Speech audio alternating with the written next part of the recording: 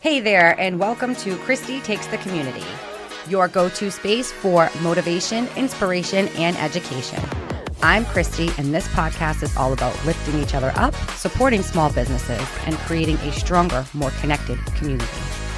Each episode will dive into powerful stories, expert insights, and practical tips to help you grow, whether in life, business, or your own professional journey. Because when we come together, we thrive together. So grab your favorite drink, get comfortable, and let's take the community to new heights. This is Kristie Takes the Community. Let's do this. All right, I am here today with Jay Martins of Martins HVAC. Jay, thank you so much for coming on my podcast today. I am really excited to dig into kind of where you've been, where you're going, talking about entrepreneurship, the journey to get there. So with that said, welcome to Kristie Takes the Community. Thank you. I'm glad to be here. Awesome. Right. So to get us started, like I said, I want to go back in your journey. So you have recently opened your own HVAC business. That's correct. Tell us a little bit about that. So I've been in the industry for 20 years now. I'm 40 years old. I hate to say that, but I'm 40 years old. I started fresh out of high school, and I've been doing it for 20 years. So I recently turned 40 this year, and I was like, I've always wanted to do my own business. So I was like, it's either now or never. And I am the type of person that if I don't try it, I'm always going to be in the back of my head like, I should have done it. Yeah. I should have done it. So I made the decision to, what else do I have to lose? The last company I was at, I wasn't happy being there. I was being undervalued and unappreciated. So I said, it's now or never. And I didn't really plan on anything. I just said one day I quit. And then the next day I was on doing my own thing. I had been doing side work for a very long time. So it's kind of like I already kind of had a rough idea of what was going on. So I just said, listen, babe, I'm not happy here. We've been going back and forth. She was super nervous. Yeah. So literally quit Monday, started my own thing on Wednesday. That's And awesome. I've been doing it since July. I've been super grateful, been super busy, super grateful for friends and like community and everything else that's been giving me work. Yeah, supportive and everything else. But I just literally jumped out and I said it's now or never. And I was always like, if it doesn't work out, I still have all my licenses. I can go back into the field. So it's like you can always go back and work for the man if you had to. Absolutely. So I'm like, let me try it. If it doesn't work out, whatever. At least I can say I tried it. But I've been super grateful that it's been super busy. So busy that I might even need to hire somebody, but we'll cross that bridge later on. Oh, that's awesome. That is so great, Jay. And that is honestly, having guests like you is one of the reasons why I have this podcast. Let's go back to being 40, right? There is, and I'm not going to lie, like there is something about turning 40. I think that something goes off in your head. Either you're complacent in the hamster wheel of where you are, Correct. and you're just going to stick that out forever, right? Or you go, oh my goodness, I'm getting older.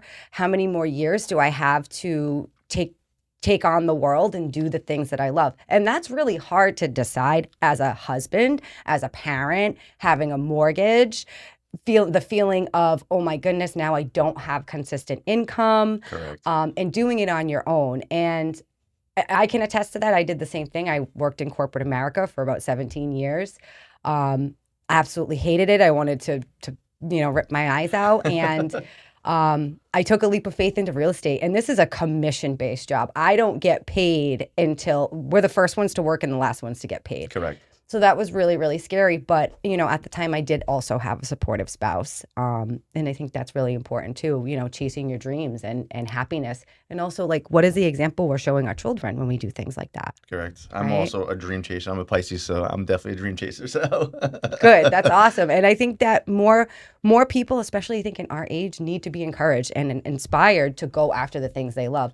Not that it even necessarily has to be a business. But even if it's just like you want to try yoga, you want to try learning the guitar. That makes you happy. It's all about being happy, making yourself happy at the end of the day.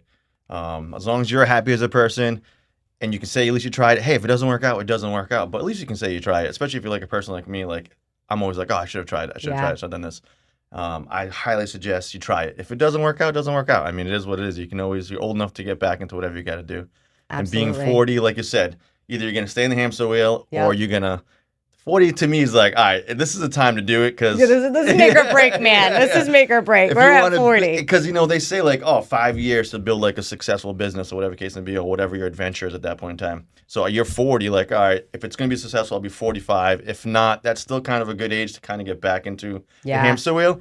Anything after that, you're like, all right, who's going to hire a mid-50-year-old guy or a mid-60-year-old guy in this industry or wherever else if it fails, so to say, So it's like 40, like it's like the perfect time to jump out of the hamster wheel. It really is. And make your own hamster wheel. I agree. I think I was like 34, 35 when I jumped out of the society norm of corporate America and keep the 9 to 5 too. But I do feel like 40, I think 40 is a great age, honestly. One, it does, you do really look at your future a lot more. But two, we actually have experience now. Sure, like correct. back when we were 20 and we thought we knew everything. And today we're 40, we're like, we didn't know anything. we knew we should nothing. have listened to our parents. We should have listened. There's so many situations where I'm like, all right, maybe my uncle was right. I should listen to him. Maybe my parents were right. I should have listened to him. Isn't that crazy? I had this conversation with an older lady customer yesterday. And she was kind of the same lifestyle. Like, we learn from our mistakes. Right. Even though we should have listened to our parents. And I'm not saying don't listen to your parents, but listen to their advice because they're giving good advice. But I'm the kind of guy that's like, I like to learn from my mistakes. So maybe I didn't listen to them because I wanted to learn my own. It's kind of like a weird situation there. But it's like a lot of the stuff I've learned and become mature is from the mistakes that I made in life. Of course. And just like, and we're getting a taste of it now, right, with our kids. Yeah. Right? Yeah. Completely. And it's like, but if you only knew what I knew, you would agree with me. And at the same, we have to sit back and go, you know what? They have to We're find living it out. the lives of our parents. Like, right? I know. It's We're giving them crazy. advice, and they just don't want to listen because they think they know everything. They're 10 going on 20, so to say. That's always tell Aubrey. It's like she's like 10 going really on 20. Them two are definitely 10 going on 20. And it's funny because there are moments where I'm like, oh my God, I sound like my mom. Something will come out and I'm like, oh, that was my mother. And then you're like mortified for a second. Because we don't want to be our parents, right? We don't want to be our parents. Right? I will tell you, though, one thing that I did that was different in raising my children was I never watched one of my parents make a complete career change. No. That like a complete 180 from working for somebody else, being comfortable, knowing that you have that backbone to working for yourself and not knowing if it's going to work out. And I think that's kind of what helps us drive us into that situation because, like, I'm Portuguese. I come from the Portuguese culture and community. I grew up with my parents. A lot of the Portuguese parents worked in factories. Yes. So, hard workers. Yeah, hard working factory. But as growing up, I looked at my parents. I'm like, they're not happy. Like, I told myself two things. Nothing against fast food people, but I would never work at like McDonald's or Burger King, and I would definitely not work in a factory, only because of watching my parents and how miserable they were. Yeah. So I started off as a prep cook in a restaurant industry. A lot of us start in the restaurant industry. I find that a lot of us that are more like extroverted and, people always end up starting off in the restaurant industry. Me too. Cello's down on Silver Spring. I think I started there at 14, 15 doing takeout. That's exactly when I started. Right? And then by the time I hit 18, I hit the floor. And then I went, why am I working at Cello's? And I went to Thayer Street. And I was like, here's the money. Right? So we all kind of started. Then I went into catering. Then I got full. It's funny because at 40, I've had quite a few careers, and it's weird to say like I'm 40 and I've had a few careers, but there is truly something to be said about finding a career that you don't hate going to every day. Absolutely, yeah. It changes your family life. It changes your life. It changes your mental capacity. So I traded a 9 to 5 for a 24/7. Yeah. But I love it. Right. And I also love the flexibility. I bring my daughter to the bus. I pick her up. I can volunteer for everything. Yeah, I can chaperone every field trip. You could take the time out of your job this morning to come be on a podcast with me. Yeah. See, do my scheduling. Like, I got to make time for this, make time for that. You literally build your own schedule. You build your own schedule. And I think raising kids in this day and age, man, is that so important. Yeah. Man, is that so important. Because I'm sure with you and your wife, she has to be in an office from a certain time. It must be very helpful that you could leave and go bring her to her doctor appointment. Or I'll give her credit at that point in time. She still takes to probably 90% of the appointments, and 90% of it, yeah, it's she's just the mom a in mom. us. She's like a mama bear. Yeah. But if she can't make it, she's like, oh, I can't afford taking more time out, blah, blah, this and that. I'm like, babe, I'll do it. It's not a problem. I can work my schedule around. That's the greatest flexibility of having your own, making your own schedule, but also it comes with a lot of headaches as well. Like it sounds great, right? We're like our own boss. We can make our own thing. But it sounds wonderful. Yeah, people don't know what goes on behind the scenes. You have to make sure that your family's taken care of, you have work scheduled, and you're getting income coming in and everything else. But yeah, we do have the awesome time of like making our own schedule, so to say. Yeah, for the most part. Yeah. For the most part. Sometimes there's things even I can't get around because of timing or just, whatever it might be. But for the most part, I do think it's really helpful. Thank you for taking us back in your journey a little bit. That's awesome. 20 years of HVAC. That was just my HVAC journey. We have like another journey we'll get into a little bit. Right, absolutely. So we talked about like what inspired you to take the leap of faith, right? Unhappy, same with me. At the point when I was in corporate America, where my resume was, it was great. Okay, I was in a position that people that had these big diplomas should have. And I was grateful for that. But I knew that no matter where I went with that resume, it was always going to be that type of work. I was always going to be miserable, and it was never going to change. And you have to make that change for yourself. So we've talked a little bit about your HVAC business and what you've been doing for 20 years, but you have another little side gig that you do, right? And you DJ parties on the side. And I honestly didn't realize how busy you are. I feel like this whole summer, every weekend, you were DJing something. Yeah, so I started off as a nightclub DJ in the Providence nightlife. I've done gigs from Providence, like View. I've done Worcester gigs. I missed the View. But yeah. I've done Boston. I've done Shrine. I've done a lot of things. So that was what brought that about was my love for music. At the age of same thing, like 18, I was always attracted to music, how it was made, producing music and everything else. So I've done a lot of avenues, but the one that's been consistent is DJing. And then once I had my daughter, I'd stepped away from the nightlife scene. And in that nightlife scene, I made a huge nightlife friend who actually became like one of my friends, right? He started off as a DJ friend. His name is DJ Naughty, Jeremy Braza. He used to be the #1 DJ at The View. I now work for him. I now work for him as a wedding DJ and private party DJ, which I myself, being a nightclub DJ, was like, I'm never going to do that. I don't want to be behind the scenes. It's a lot of work behind the scenes. Like talking to a client, especially like a bride, if you mess up their day, you'll never get the yeah. So I was like, I don't want to do that. Plus, it doesn't sound like it's fun, because I'm like, I just want to do fun stuff. So once Aubrey was born in 2015, I kind of took a step back because obviously when DJing, there's drinking involved and everything else. So it's like, I don't want to be hungover every day now. Not every day, every weekend. I want to spend time with my daughter and make her happy and play with her and everything else. So I took a step away from DJing for probably about a year and a half or so. And then I'm like, I need to get back into it because I love doing it. So then I hit up Naughty, Jeremy Braza, and he was like, well, I can bring you along, train you and so on and so forth. I was like, all right, let me see if this is what I want to do. So that's where I'm at now. I do weddings, private parties, Sweet 16s.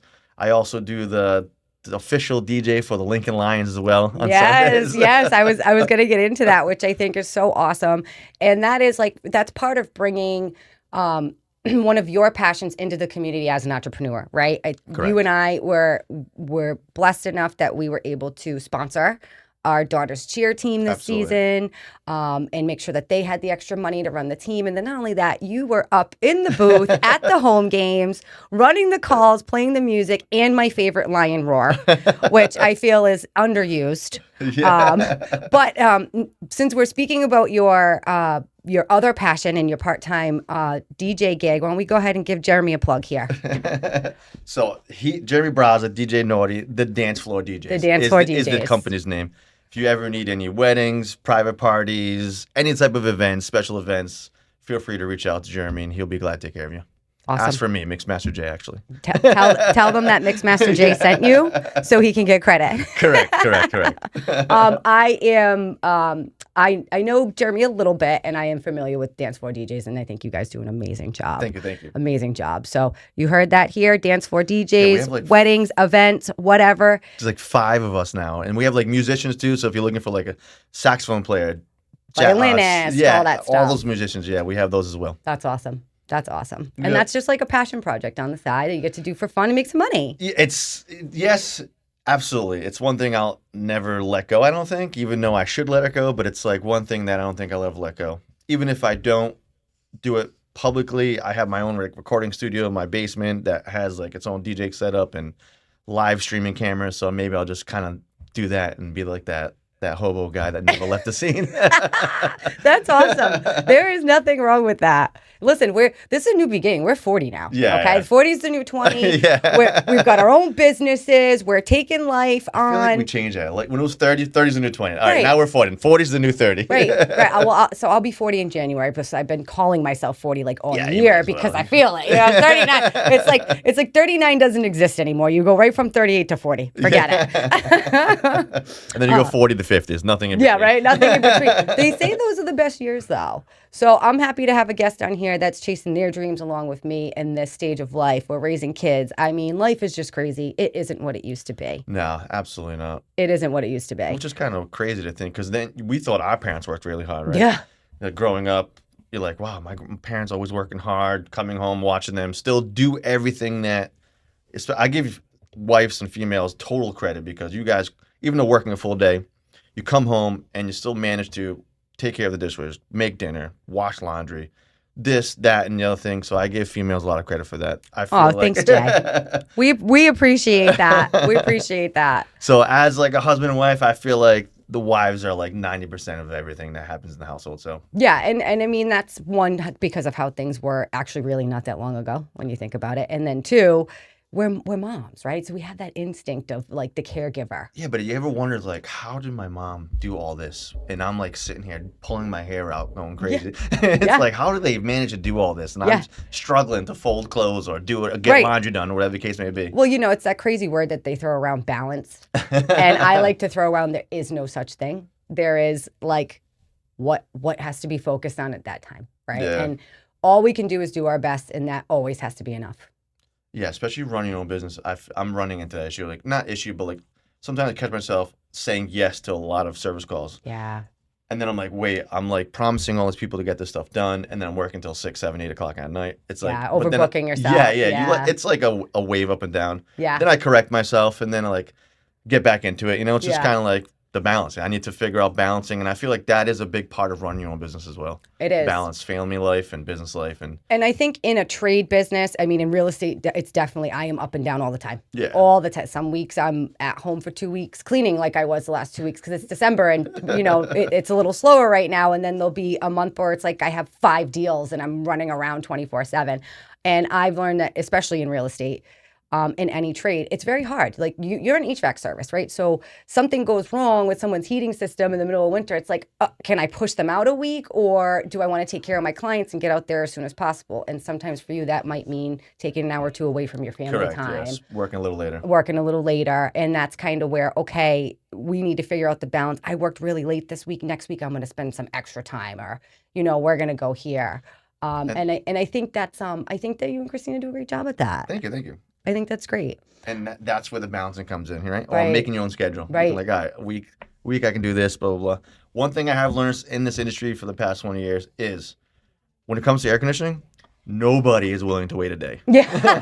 In the hot summer days. If you're not there that day or can't get there later on at night, they've already moved on. Yeah, they moved on. Yeah. In the heating situation, which is kind of weird because, who likes to be cold? They'll wait a day or 2, which is kind of weird. Yeah. But in the AC season, I've come to realize nobody is willing to wait. That's funny. Right? That's funny. That's you would think it would be heat. Inside here. You think it would be the heat that they wouldn't be able to wait for. Nobody wants to be sweaty trying to fall asleep, right? Especially humidity nowadays. True.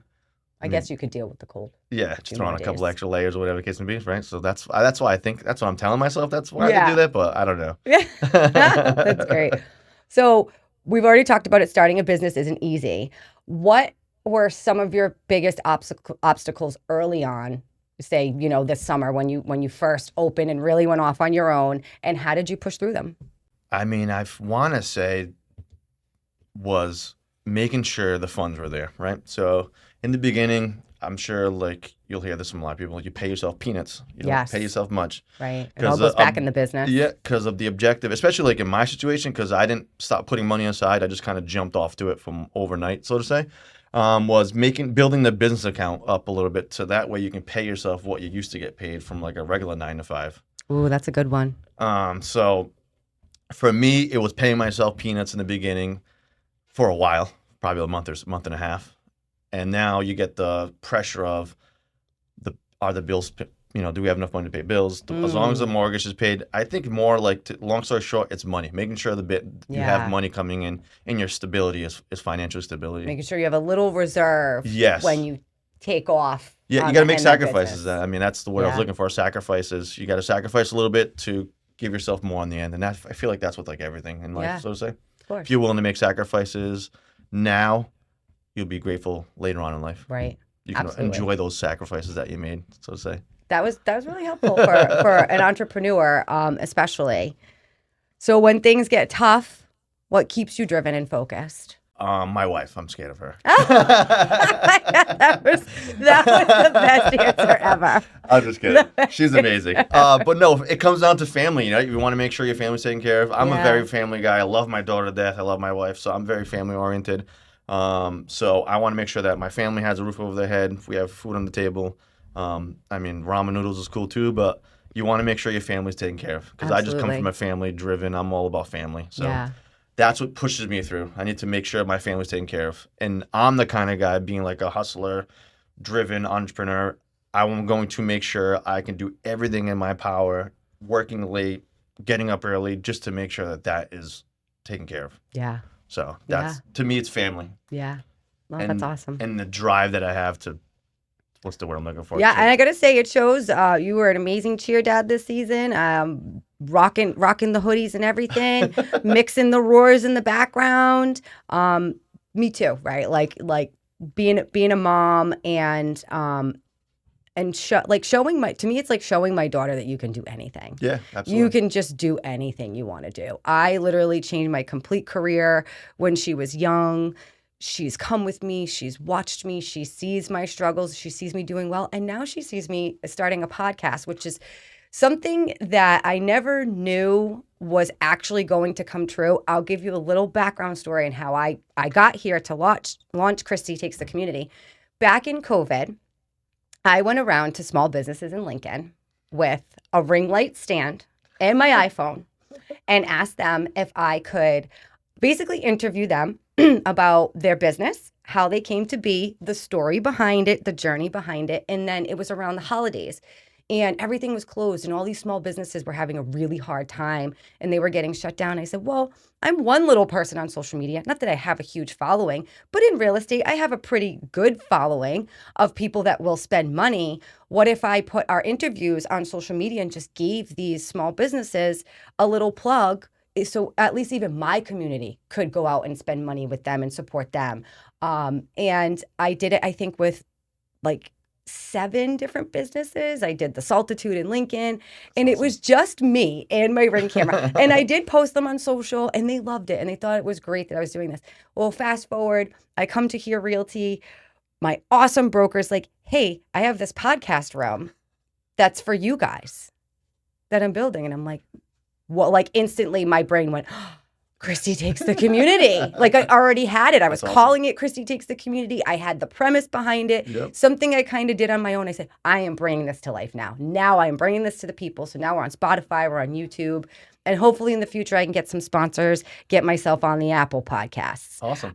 But that's kind of the background. I'll be glad to sponsor your podcast. I love that, Jay. That's why we're here and that's what we're doing. That's why I have you here, right? Like I want to support people in my community. We're Lincoln families. You're a small business. Anyone needs an HVAC guy, you know you're the first guy that I'm throwing their way. I also love the small business support we have in our community. I'm sharing your stuff. You're sharing my stuff. We have other parent friends, right? Correct, That we yeah. share their businesses. We've got painters. We've got so many people across the board.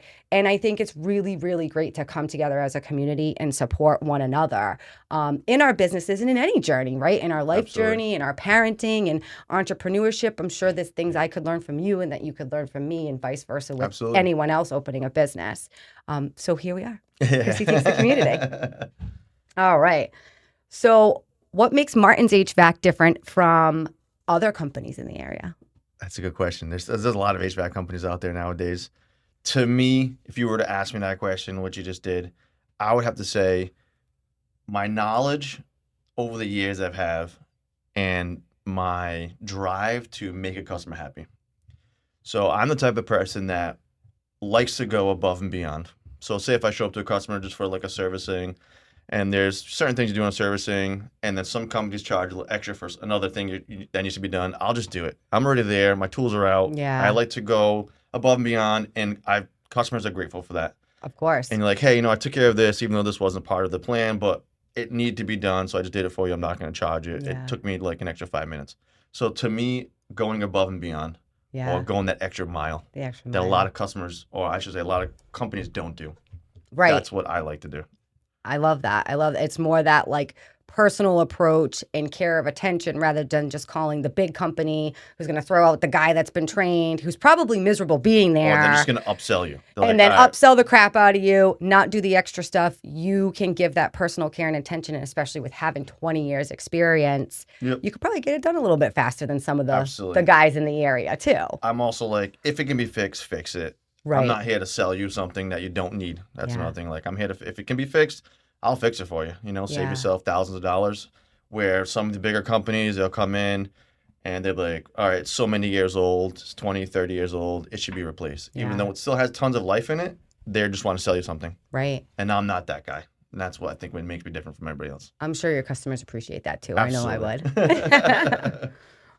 Have there been moments where community support surprised you or made a huge impact on your business? Absolutely. And like you had mentioned before, where there's people in my community and friends of like my daughters that I met their parents or whatever the case may be that share my stuff, not even asking. Just like, Yeah. I'll put something up and they'll share it, basically tagging me in things. Like, I didn't expect that from people that I don't really know. Yeah. So to me, that was like mind blowing. Like, wow, some of these people I don't even know, they know me as a person, right? Because I'm, their daughters, friends with my daughters. We have had conversations. And they're just out there sharing my stuff. And whenever somebody needs something, they tag me on Facebook. Mm-hmm. The Facebook community and the Lincoln community has surprised me a lot. Yeah, me And too. So that, to me, was mind-blowing. So that I was just like, wow, that's really greatly appreciated. And a lot of my business and becoming so busy is from friends basically Right. tagging me and like just vouching for me, right? Because in business, one thing I've learned, even not in anything you do, it's always good to do good service, right? Because if you course. do bad service, I feel bad service or bad reviews spread faster than good. Mhm. So you want to make sure you go above and beyond. Absolutely. You want to make sure you're taking care of that person because you want to leave a good taste in their mouth, or you're just doing good work. Yeah. That good work will eventually relate to that person telling somebody else, that person telling somebody else, that person telling somebody else. Yeah. When you do bad work, it spreads a lot faster. Oh, it spreads a lot faster, yeah. And especially with social media and everybody taking pictures and videos now, Yeah. nowadays, that could be the downfall of a company. That can be a business killer. Yep, it kind of stinks. So you got to walk around on eggshells sometimes, but Yeah. you just got to suck it up, and you got to do good service, provide good service, and you should be doing that anyways. But Right. some people just want to take shortcuts, and I don't think that's a good thing. Right. No. And I agree with you 100% on that. I have to say, I think our community is amazing. I have been and I think our businesses are similar in a way where I don't prospect, I don't cold call, I don't door knock for my business. Yeah, My yeah, business is extremely organic. It's someone that knew me, knows of me, a friend of yours, a friend of the neighbors. And that type of business is like, you can't buy that, right? Like you can't purchase community involvement, people that somewhat already have a know, like, and trust factor in you. And that's why it's so important for us to support each other and say, I got a guy. I may not have ever seen your work, Jay, but I know your integrity. I know how you are as a person just from our other interactions with our kids and cheer and vice versa. So 100%, I'm going to be flying that flag over here. Plus, I'm always such a huge supporter of the small guy, man, especially the small guy that's just starting. Like, yes, support these businesses. It takes so much to go off on your own. Absolutely. Small businesses are dying every day. So the support is really, really, really important. And I think we have an amazing community. I think we got really lucky in our area. And that's another thing too. Like, you never know if that person, how many people that person knows, right? So if you're like, I know some guys like to flaunt, they know a lot of people, some guys don't, right? So when you go to a customer's house, this guy might have a multi-million-dollar company. He lives in a normal house, or he knows a lot of people like that have money, or I know a lot of people. So when you take care of him, or you go above and beyond, you just took your one customer and maybe got 10 more because he knows how many people you know. Right. And it is all about networking. If you do bad work, relationships and networking. If you do bad work, he just gave all his people his contacts, like, don't do work with this guy. So you just potentially lost a lot of people too. So yeah. Well, that's the one bad word and forget it's going to spread through the community like wildfire. So community, relationships, and just doing good work. Yeah, relationships and just taking care of people at the end of the day. Like, just be a good human, man. Yeah. There's just not enough of us. Absolutely. So it's really amazing to see how involved you are in the community. Your side gig, starting your own business in the HVAC, and then still showing up as a husband and dad. How do you feel that you balance your business with being present for your family? And I know we kind of touched on this already a little bit. But is there something that you tell yourself? Do you get overwhelmed with work and then go, oh, I need to push it back a little bit? How do you handle that? Absolutely. Like we were just saying, sometimes I fall in that rut where I just say yes to everything. And when it kind of just organically happens, because I'm like, all right, I'm just doing way too much right now. I need to take a break. I'm working till 6, 7, 8 o'clock at night. And then I just basically lay it out in my schedule, right? Because I'm booked like a week and a half out. So it's like, all right, what can I do here to move this around and so on and so forth. So balancing would be taking my job or taking service calls and kind of spreading them out, making my own schedule so I can be home at 4:30 or 4 o'clock rather than being home at 7. And it's just essentially me, myself. I'm a yes man, right? I like to say yes to everything. I'm also the kind of person that would do anything for anybody. I'll take the shirt off my back and give it to somebody. So that's another, not problem, but I find myself wanting to help everybody first and then not taking care of my own self. Yeah. So I find myself so easy to do as a parent and a business owner. Yeah, so I struggle. I still struggle with that. I mean, I don't have an answer for that, but it's like I still struggle with it, and I'm still trying to work out that kink. Yeah. To kind of balance everything, because sometimes saying yes to everybody, they won't do the same thing for you. I mean, you shouldn't live life like that, but I'm starting to learn that the hard way. Yes. And you'll learn that the hard way in business for sure. So it's just balance is what I'm trying to work on. That's probably what my thing is balancing home life and work life. Yeah. And I'm still, like I said, I still fall in that rut that I'm like, all right, babe, I'm going to be working late today. I told 4 people that I'll be there after 4 o'clock today. Yeah. But it's just, don't pick up the phone or tell them, being transparent with the world. Right. Yeah. Be completely transparent. Yep. So like, hey, I can't get there today. Can you hold up tomorrow? And I'm starting to learn that 90% of people will be like, okay, I can see you tomorrow. Yeah. Where mentally I'm like, they're going to go elsewhere. Right. They're not going to wait for me. It's like this internal, yes. Yeah. I feel the same way. God, if I don't make this call right now, I'm completely going to lose this deal or this listing. Yeah. And be transparent. Yeah. If you're transparent about your time, I think that customers and clients appreciate that because you're saying to them, when I'm working with you, that's my focus time for you too. Like I set aside time for you, just like I'm setting aside time for these other people right now. And this is when I can give you my full attention and be there for you, type of thing. I'm learning transparency is definitely key as well as balance. Transparency and balance, I think, go together. Right. What do you think your daughter learns most from watching you build something of your own? That's a good one. I've learned that I'm sure you know this as well with your daughter. They're sponges, right? Even though you don't think they're listening or paying attention, they are. And her watching me, I know she's watching me because like this morning she's like, "Oh, well, you working today?" I was like, "No, I'm gonna do a podcast with KK's mom." Chick, "Oh, you're gonna do a podcast? Oh, what's a podcast about?" So she's very like interested in what I'm doing. So I know she's watching me in the Yeah. background. So at the end of the day, I just want her to realize that I'm actually building this for her, right? So I want to build a business. Eventually, I want to get some rental property Right. because obviously when she becomes old enough, I want to have like, 40, 50 rental properties like one of my friend's dad has, right? Yeah. Because everybody will always need a place to live. And then we have you as a realtor that can give That's me the deals. right. So build like an empire. So that way when she's 20, 30 years old, I can be like, all right, here's the key to the castle. I built this for you. And Yeah. I'm sure you've realized through the ups and downs of the past 20 years of your life, you've seen dad working nonstop or struggling or everything. So just building something for her. Like when she watches me build something, I want her to know it's in the end, it's for her. Yeah. Even though I'm not around, I'm working late sometimes. I'm still showing up for your most important parts of life, so to say, in your journey. But at the end of the day, I'm doing all this for you. Yeah. That's great, Jay, because we have like the same exact goal, build generational wealth. Yep.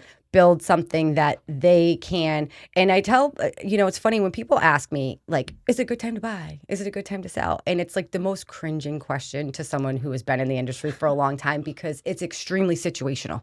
Absolutely. What are you trying to do? Right. And then now we need to talk about it because there's so many different, there's divorce, there's death, there's financial, but then there's also building a portfolio, investing, building that generational wealth. And that's something that I really have as a huge goal for me in the next 10 years as well. And how I put investing to anyone that I speak to in this type of conversation is it is a financial backbone, right? So we can leave our kids with, okay, you can have these investment properties and you can make money. And you know what, if you don't have a project management company and you're running it on your own, are we making enough? Do we have enough in the overhead to get a management company out here? Correct. Okay, this is a pain in the butt. Do I cash in the investment for, I don't know, a wedding, or if she wants to buy a house or something like that? There's so much that can be done with real estate. And even though the prices and the value ebbs and flows, it never truly loses value, ever. So it's a great financial backbone.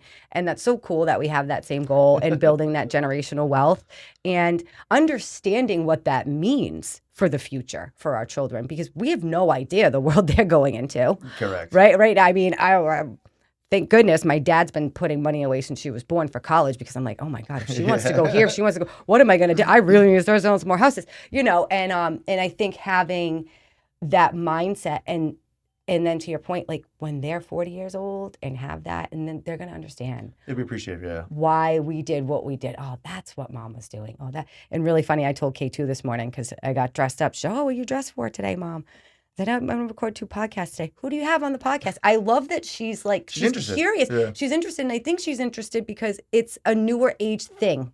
Right. Curious. Whenever I say I have a meeting with a client or a real estate meeting, she never asks who it is. But it's like, oh, who do you have on the podcast today? And I told you and then she told me all about your basement. So I wouldn't be surprised if them two end up starting their own little podcast in your basement sometimes. I mean, it's set up for it. I mean, it's, right? Yeah, so right. Right. Oh, that's so awesome, though. What message would you share with parents trying to juggle business and family life? Jesus, I don't even have that answer because I'm still trying to figure out the answer. I know. It's like there really is no answer. So I follow this guy, the Boston plumbing monster, and he tells it all the time. He says, you have to realize why you started your own business or why you went out to it. The why. Yep. So obviously I started it because I wanted flexibility, right? But sometimes, like we were going back earlier, like you lose that sight of why you started it. Mm-hmm. I'm sorry, what was the question again? What is the message that we'll share with other parents trying to juggle business and family life? So going back to what I was saying, you got to figure out why you started on your own. My situation was I wanted the flexibility of my own schedule and to be there for my family. Yeah. When I was working a 9 to 5, being in the HVAC industry, it's not always an 8 to 4 or 9 to 5 kind of job. And when you work for somebody or work for a company, you kind of are at you're a hostage, right? Because you have to work until they say it's okay, you can leave or the job's finished. Now, making your own schedule, you can be like, all right, my daughter has chair competition and my daughter has this game or have an away game and so on and so forth. You can plan around that. So to me, my advice would be never lose focus of why you actually started it on your own. Now, So that good. could be either A, you want to build a multi-million-dollar empire and you never lose focus of that. You just work.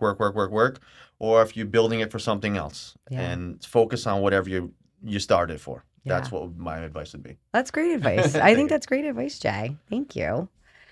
All right. So what we're going to jump back into your side hustle. So you're also a DJ. We established that. And that is a completely different vibe from HVAC. Absolutely. And that passion started just merely as a passion. Yeah, as a teenager. Absolutely. I That's used to awesome. record Hot 106 on a tape deck, right? Well, I love this song. Oh my goodness. Those were the days, man. If our kids only knew Friday night, we'd have to stay up and listen to the top 10 and you'd have to wait for your song. And if you don't click the button in time, you're not recording the song and you had to listen to all the commercials. Correct. And man, was it such a different Stick the word in your world. mouth, you have to get it right when he stops talking. Hit the record button. Sometimes, and then he says something else, you're like, oh, gosh darn it. We are the generation that sat beside the cassette player waiting for our favorite song to come on the radio for hours. That's another thing, too. I feel like our generation went through so many technology change. Many. We've experienced so much. All of it. And I think it was probably... We had beepers. Yeah, our generation is probably one of the best generations because of all the technology changes that we went through. Yeah, I We agree. experienced it all. Where these new kids, they don't even know what a rotary phone is and stuff like that. Payphone, it's like Or a beeper? What's that? It's an artifact now. Correct. If you see a payphone, what is that, Mom? Does that work? It's like, Yeah, I what? remember using the payphone at Front Street Naco Plaza with my coins to call my friends, and that and we had AOL. Oh God, Mom, hang up the phone. Hang up the phone. Oh, you cut my line. I mean, it was, and you're right. We went through all of those, and it was such a different time. But it is cool because we got to go through all of it, every single change. And we're still up to date with the tech. Correct. Here we are. Have, my grandma doesn't even know how to use a computer, and then we have my parents who barely know how to use a computer. So it's kind of weird to see that, but then you have people like us, like you said, we're fluid with everything. Yeah, right? we've conformed with every little technology change. Correct. We have. Do you think that the DJ creative outlet helps you in your HVAC business somehow? Absolutely, and it comes down to. So when I was DJing, I was in that group of era coming up with DJing where we were one of the first ones, in my era of DJing, where you had to be your own promoter, make your own flyer and everything else, marketing. Right. So I've actually taken my marketing promoting strategy from being a DJ, and I was a promoter as well. So taking that strategy and using it towards my business. Yes. And it's guerrilla marketing is what they call it. Yes, guerrilla marketing. Yep. So that has helped me move my business forward a little quicker than somebody who doesn't know what marketing or promotion is at all. Absolutely. So that has helped. Knowing the knowledge from both of them has helped my current adventure succeed, so to say. That's awesome. So for anyone out there who doesn't know, tell us a little bit about guerrilla marketing. I think there's a lot of people that don't really know what that term is. Give it to us, Jay. Guerrilla marketing is you just basically flood everything. So when I first started in this in my own company, I basically went on Facebook. Facebook is a great tool because I would have to say everybody and their mother and their grandmother has Facebook. Everybody does. And everybody in every town has a community page. Yes. So I literally invaded every single community page. And when I was accepted to their community page, I basically made a post of hey, this is my HVAC company. If you need any contact us, text us for any water heaters, heating situations, air conditioning. And basically that was, boom, I invaded all community pages. Now, when somebody posts it, one thing about Facebook is the algorithm. So the more you comment on things like air conditioning or HVAC, the more it's going to come up on your feed. Right. So now when I log into Facebook, it'll have all the community pages that somebody's looking for HVAC or heating or something like that. So boom, you just comment your company. Yep. And it's just basically massive invasion. That's what I like to call guerrilla marketing. Yeah. Yeah.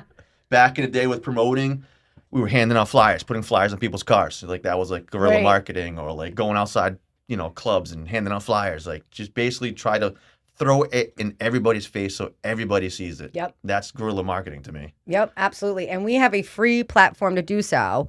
Now, our social platforms are free for marketing, and then that also comes down to your algorithms, who's following you, who you're commenting on, and that's a whole science in itself. Yeah, absolutely. Which actually I'm going to have someone on this podcast that's going to deep dive into that. That's good. For us, and I'll send you that video. But you can also pay for paid ads that will actually go to a certain area, a certain demographic Correct. of what you're looking for. So social media has become a huge marketing tool for any and all businesses, which is something we didn't have growing up. But I love it, like the old school promoting the flyers on the cars. I mean, I remember all this stuff. It's like, let's bring that back. Yeah. Well, Providence actually, because what happened was, I mean, you probably done it, I probably done as well. Even though I was the one handing out the flyers, we get to our car, we're like, what the heck is this? Yeah, We throw it on the ground.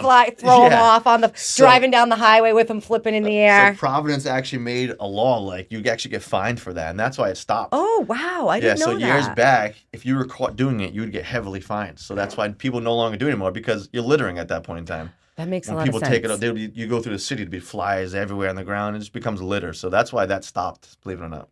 I didn't know that. Yeah. Fun fact. Fun fact for today. This is a good one. Is there one event that you DJ'd that you'll never forget? There's a couple of them. Tell us about it. So over the years of me promoting and DJing, like, I met people that weren't famous at the time, or were about almost famous at the time, and how become famous. So Did you meet DJ Pauly D? I was actually used to DJ with him before he became famous. I knew it. So there was a club back in the day called Saint Sinners. He was before me. Like, I was doing a nightclub down in Newport, which is called the Pelham. He was doing Saint Sinners on a Friday, and then I came up and did a Saturday. So he was there. Actually, the promo video for the very first season of Jersey Shore was actually filmed at that Saint Sinners venue. No way. Yeah. I didn't know that. And there was a paper on the door saying there's a filming, blah, blah, if you don't want to be part of it. It's like an NDA almost at that point in time. So he's one of them. I knew him before he blew up. The other one was Donnie Kling from Making the Band. No way. Yeah. And especially with the whole Diddy thing going on. But we had him, actually my friend Phil became really good friends with him from another venue he did. So then he had that connect and I had that connect. So we brought him down during Paragon Viva. When I used to do Paragon Viva on Thayer Street. Oh my goodness, I miss Paragon. The lobster ravioli was phenomenal. To die for. We brought him down on a Saturday because we had Saturday nights there, and he was supposed to perform a couple songs, and actually he forgot his own song, and he was basically the second verse, he just redid the first one because he forgot the second one entirely. No one even knew because obviously everybody's having a great time. But when he got off the stage, he was like, dude, I was like, yeah, I know.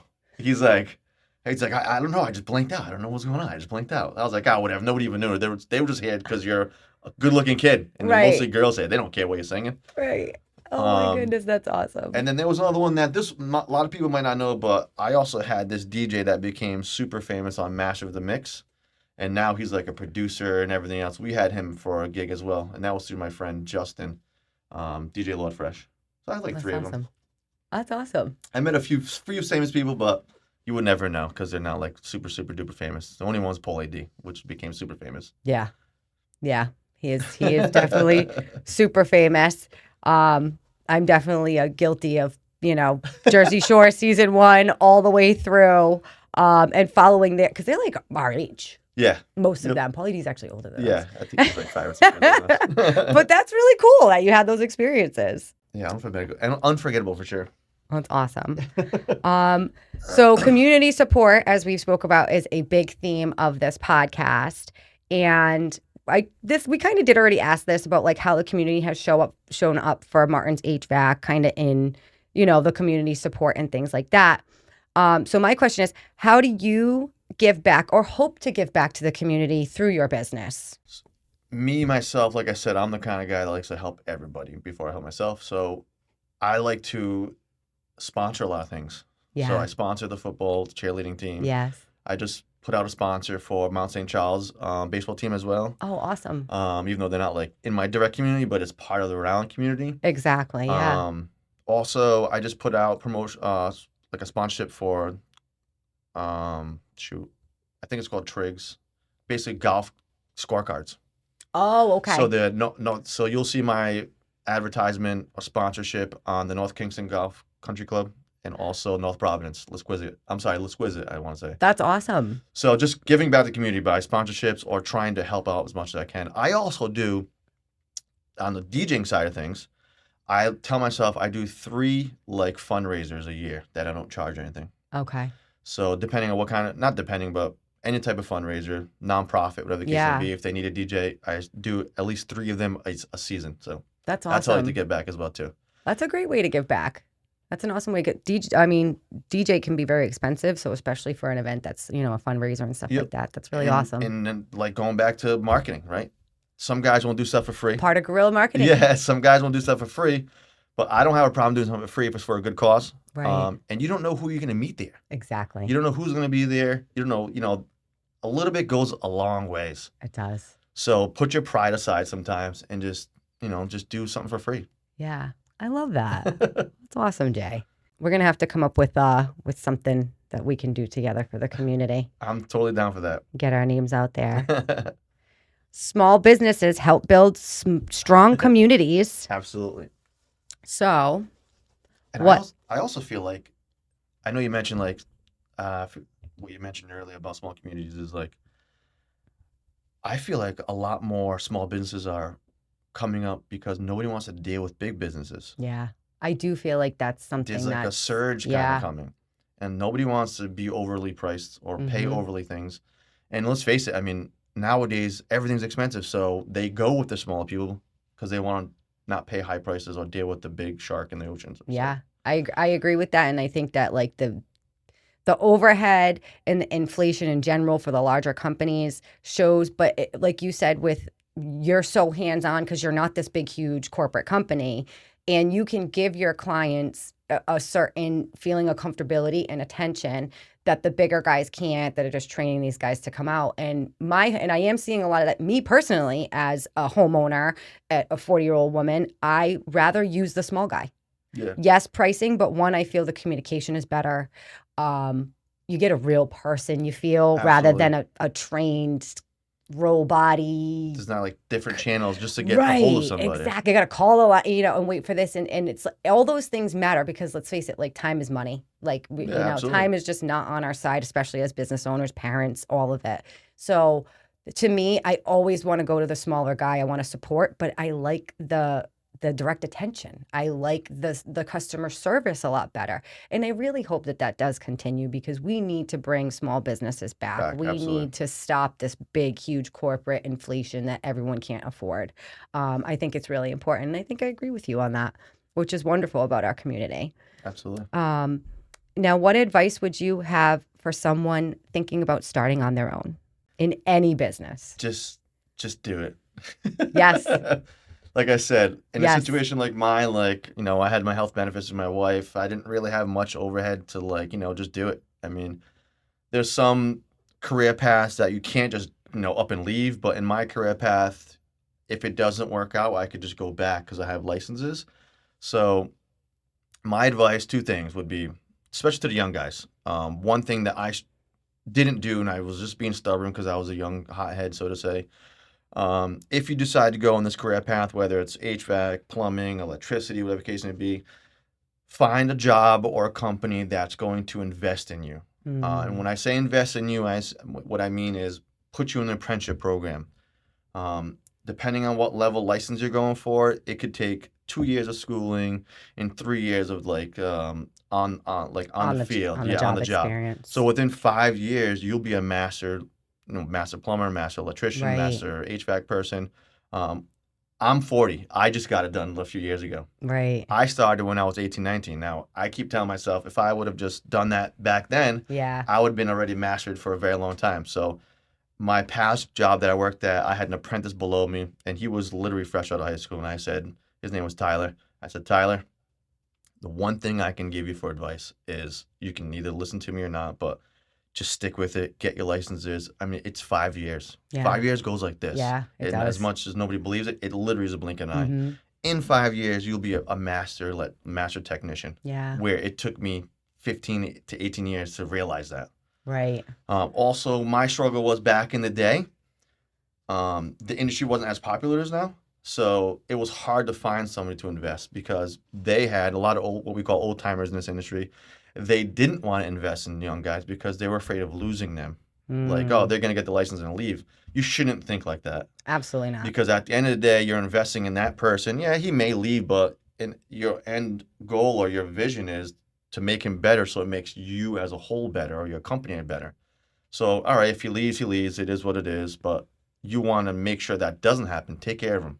Yeah. You know, bend over backwards for that guy. It goes back to taking care of him. Yep. Yeah. It goes back to investing in the employee, Right. making sure he's happy, do everything you can. I mean, sometimes people are outrageous and they want to take advantage of you, but you need to learn, you know, how to spot that out, so to say. Right. Just invest in an employee.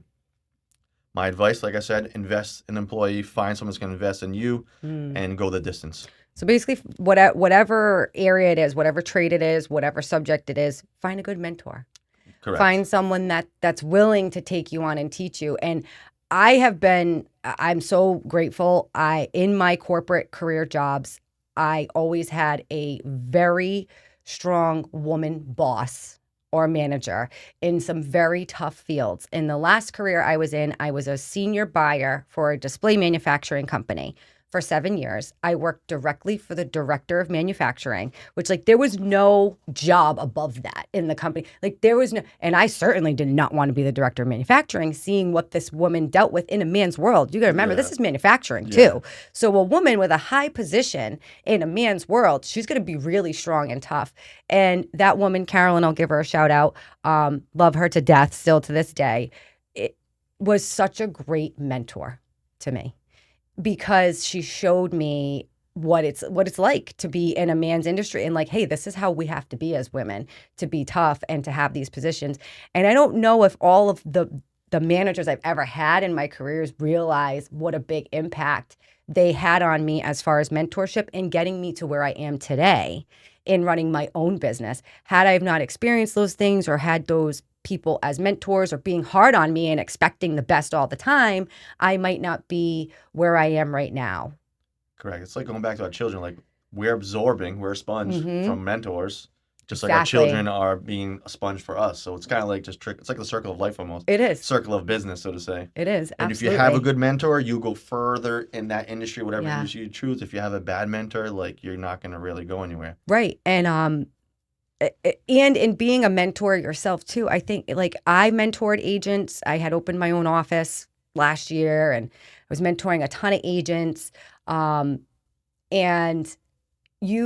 I never had it oh God, they're going to leave my team or they're going to leave me once I teach them everything. It's no, you want them to be that great that maybe they can go off on their own one day. That is the goal. Or maybe team up with you more. Correct. And stick with you and build with you and grow with you. Those things are really so important. And also, you don't know if that person has that idea in their head. So, if you're afraid of them leaving, you don't even know if they're going to leave. Right. Maybe they just want to be a really good, employee to Yeah. help you grow. Some people don't want to run a business. Yeah. Some people don't. They just want to be a really good employee. Yep.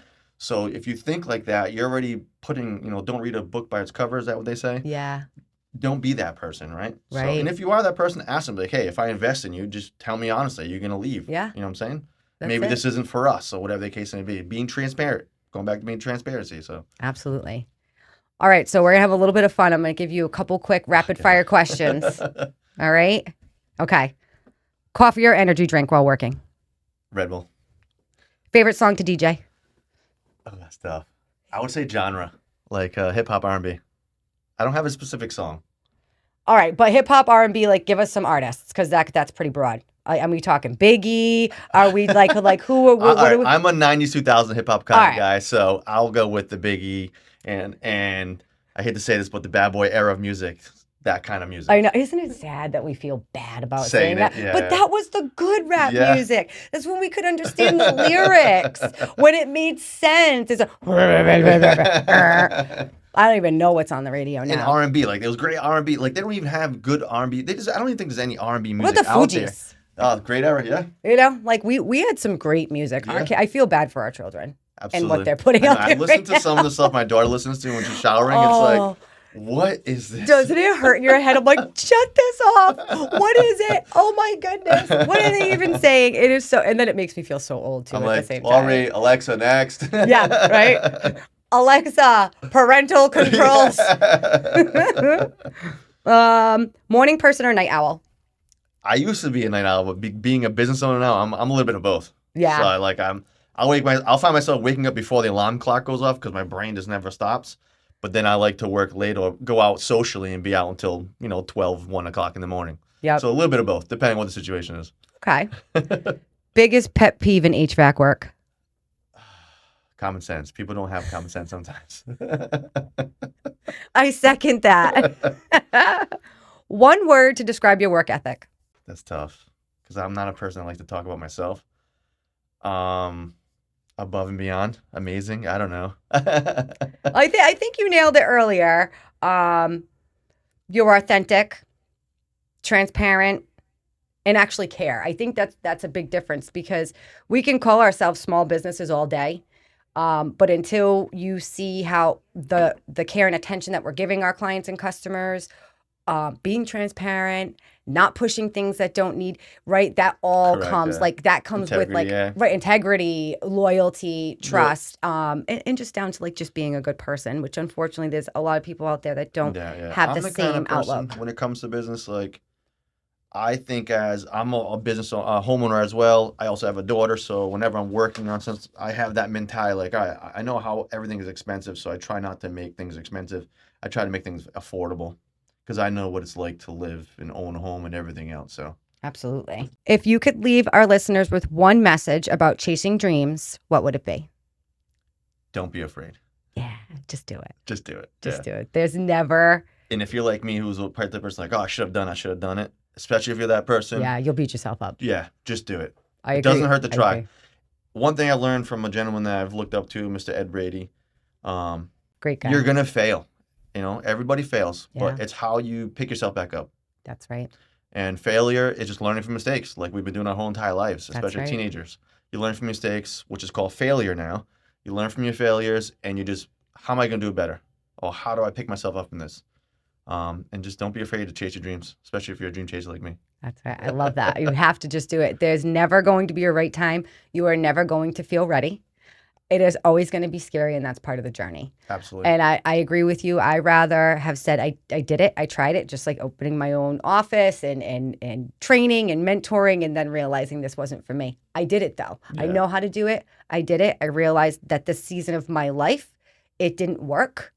It doesn't mean that it won't. Yeah. In 10 years from now. Nobody's perfect. Nothing's perfect. And I don't look at it as a failure. I've kind of reprogrammed my brain in the last year to, in business, there's never a failure. It's only a learning experience. Absolutely. Like, even if your company fails and you shut down, you don't have any business, there's still so much that you took away from it and that you learned. And at the end of the day, laying your head down on the pillow and going, at least I tried. Yep. Right? That's all that Is like the benefit enough, even if something doesn't work out. Correct. What does success look like for you beyond profits? Like as a human, on a personal level, not financial. Just financial stability and growth and building something that I can leave my daughter. Yes. At the end of the day, like we spoke about earlier, like investment properties, or maybe it's not even investment property. Or Maybe you leave her an HVAC company. Yeah, that could be too. I've been noticing a lot of females are getting into this industry as well, which is kind of cool to see. It used to be a completely male-driven industry. Mm-hmm. So yeah, I could leave her a whole company. If that's not her type cup of tea, my envision is to leave her something when I'm no longer here, or when she has to, change my diapers and give me a bath. Which we hope that they'll do. What's something you wish someone had told you before you started that you now tell others? At the end of the day, you have to be happy. If you're not happy at the end of the day and you're stressed out, maybe it's just not for you. So invest in yourself. Make sure the company you're working for appreciates you and you're not undervalued and they're willing to invest in you. Yeah. So good.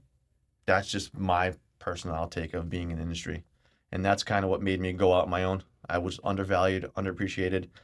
I mean, I hate to say this, but I knew what kind of talent I had, and I'm basically running jobs myself. So it's like, why can't I do this on my own? And I will, going back to a few seconds ago, one thing, I was super nervous, like you mentioned, jumping on your own, doing your own thing. But once I was on my own, I was like, this is really not that bad. Yeah. It was more, what do they say? Like, uncertainty kills drive or whatever, something Yeah. like that. Oh, yeah. So like when you're scared of doing something, you don't do it. But if you don't do it, you won't learn or know what you could have been, so to say. 100%. And I've learned this saying in the last couple of years, like faith and fear can't live in the same place. Yep. So if you're sitting in fear, you can't be sitting in the faith that this may work out. And that's completely what you just said. It's like faith and fear don't live in the same place. But what my takeaway is believe in yourself. Correct. Just believe in yourself. If you're always living in the box, you'll never know what's outside the box. That's right. Step outside the box. That's right. And you don't know what other opportunities can come your way and what other people you can meet. And, you know, the universe does align us in certain places for a reason. So to your point, if you're unhappy, there's a reason you feel unhappy, right? You're not supposed to be there then. You're Correct. supposed to be doing something else, something that feels fulfilling at the end of the day, that you don't go home and want to rip your eyes out like I was back in corporate America. That's how I was too.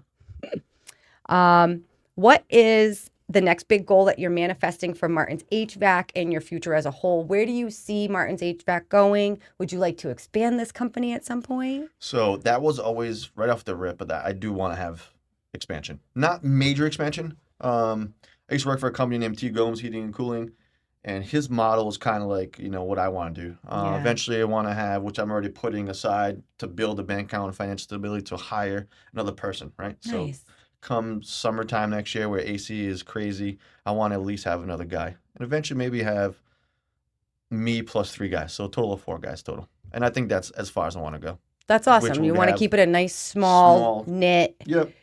Keep it the same as how Jay would do it with a couple of the guys. Correct. And I feel like at that point, with being so small, I can still focus on being a good employer and concentrating on my employees. Rather, when you have 15 or 20 employees, they're just right. You become they're just numbers at the end of the day. Yep. Yeah. You become a number at that point in time. So at the end of the day, within, let's say, a 10-year mark or 7-year mark, I will hopefully have 3 employees plus myself and doing well for myself. He said it here, and I think, Jay, I think the way your business is going now, you'll have that within 5 years. I think you're stretching 7. I think within 5 years, we're going to say it here on the Kristie Takes the Community podcast. We'll have a nice little tight-knit crew of Martins HVAC and expand that company a little bit. I hope that as well. That's awesome. So here's your plug. Where can people find you? How can we contact you? And more importantly, how can we support you in both of your businesses? You can call or text Martins HVAC Service. It's a cell phone line, so I have it on me all the time. It's 401-692-4822. That is for the HVAC company. You can also find me on Facebook. I'm actually starting an Instagram page too. I haven't got the handle yet, but it's in the works, so to say. As far as DJing goes, my Instagram is MixmasterJ. The Dance Floor DJs Instagram as well. They also have a website, thedancefloordjs.com. Awesome. So if you need any HVAC, heating, air conditioning, water tanks, high efficiency, normal efficiency, I pretty much cover anything from service, installation, or yearly maintenance plans. And then DJing, I do private parties, weddings, special events, anything that has to do with DJing. Across the board. Yeah. I will be calling you soon. I need mini splits. That is a huge growth now, like in the past couple of years. It is. And I've noticed that alone in real estate, people just aren't. Everyone wants to do away with the window ACs now. Yep. If you don't have central, people are just. And listen, I'm a single woman now, and lugging those ACs in and out of the window. I'm not a fan. It's a lot. I think it's going to be completely worth the investment to throw some mini splits up. It's also a fraction of the cost of doing a complete central air system as well. So I think that's another reason driving them. And then the heat pump side of things, so you get heat out of them as well. So there's a couple of factors that are making them grow pretty rapidly in the industry for sure. Yeah. And the rebates, there's always rebates out there. And there's rebates. That's right. That's right. Awesome. So that pretty much wraps up our podcast for today. Jay, thank you for being here. I think we had so much fun. I mean, we could probably talk all day on more life stuff, entrepreneurial stuff, and business stuff. But what a really good start on having you here for the first time. Everybody, this is Jay Martins, Martins HVAC. We've plugged him here. You can reach out to me for his contact information. You can reach out to me for contact information for the Dance Floor DJs. We will plug you guys. When I plug some of this podcast, I'll make sure I send Jeremy's handles out, your handles out as well. Tag me, absolutely. Absolutely. And until next time, Jay, it was a pleasure having you here. Thank you so much. Thank you. That's a wrap for today's episode of Kristie Takes the Community. Remember, every small action makes a big impact. And together, we're building something greater. Stay inspired, stay connected, and keep showing up for yourself and your community. Because when we grow together, we thrive together. Remember, we can have more because we can become more. If you love today's episode, be sure to subscribe, share, and keep the conversation going. Until next time, let's keep taking the community to new heights.